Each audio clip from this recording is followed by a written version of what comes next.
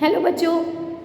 So we are on page number 60 of the chapter Open Window. So the part third, Frampton grabbed wildly at the stick and hat. फटाक से he has just taken, उसने grab किया, means पकड़ा, जोर से पकड़ा अपने stick को, अपने hat को and the hall door, और notice किया कि door कहाँ है.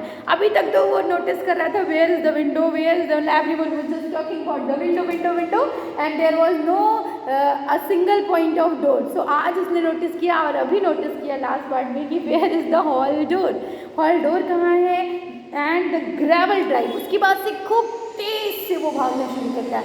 ऐसी वो ड्राइविंग करता है that the front gate were dimly noted status in his headlong tree. ऐसा लग रहा था कि सर नीचे और पैर ऊपर, head down and leg up करके उसको भागना है बहुत तेज से इस प्लेस से. A cyclist coming along the road and had to run. Even जब वो भागना शुरू करता है तो रोड पे साइक्लिस्ट आता है.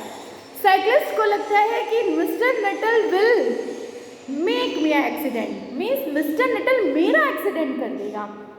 उसको ऐसा लग रहा था कि दैट मिस्टर नटल का एक्सीडेंट साइक्लिस्ट नहीं करेगा, साइक्लिस्ट का एक्सीडेंट मिस्टर नटल कर देगा. इट वॉज द मतलब कह सकते हो एक एमिनेंट कॉलिजन होने वाला था. इमिनेंट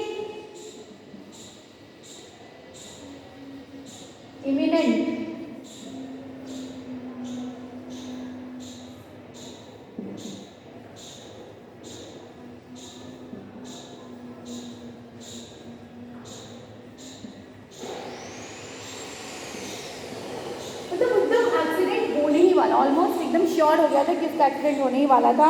कॉलिजन मीन्स एक्सीडेंट, टकराना, ठीक है, क्रैश होना. And here we are my dear, और ऐसे ही said the bearer of the white mackintosh. Mackintosh क्या होती है? एक वाटर प्रूफ कोट को मैकिंटोज कहते हैं.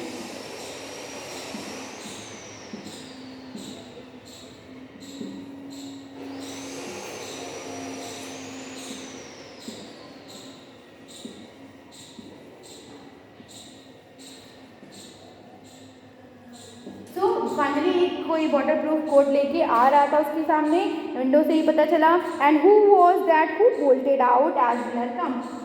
Bolted out means left suddenly.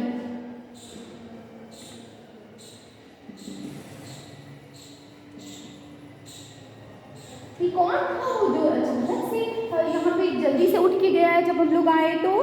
And a most extraordinary man mister Nuttall. तभी मिसेस सैपल्टन जो है बताती है कि बहुत एक्स्ट्राऑर्डिनरी पर्सन था, वही यहाँ से गया है और वो अपने शायद कुछ इलनेस के बारे में बता रहा था. Dashed off without a word of goodbye. और आई थिंक उसने कुछ बोला भी नहीं. डैज्ड ऑफ का मतलब लीव करना, जाना. वो बिना अपोलोजाइज, मैं उसके लिए बहुत अपोलोजाइज करती हूँ, कुछ भी उसने गुड बाय नहीं कहा है ना. And one good thing he had seen. ऐसा लग रहा था कि उसने घोस्ट देख लिया और ऐसी एक्टिविटी वो कर रहा था.